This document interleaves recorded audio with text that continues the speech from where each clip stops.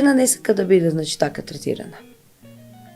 Така. Значи, треба да и се каже убав збор, треба да и се даде едно мало внимание, значи, широчина во душата да има, дали со убав збор, дали со убаво некој мало подароче, дали со, не знам како да кажам.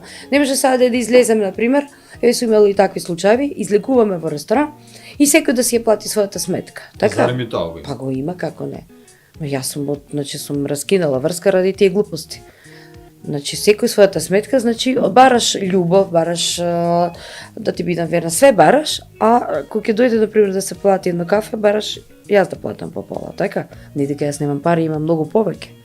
И сум почестувала и све, но зошто не си способен?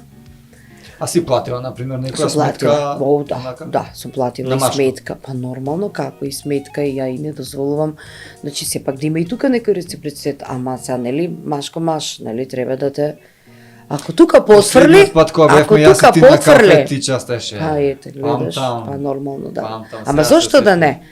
Ама јас тогаш, значи, не сака, мене не ми е до парите, него до начинот, до гестот кој што некој чека од тебе да платиш пола сметка. Или чека, например, да плати и после тоа чека ја да му ги вратам парите.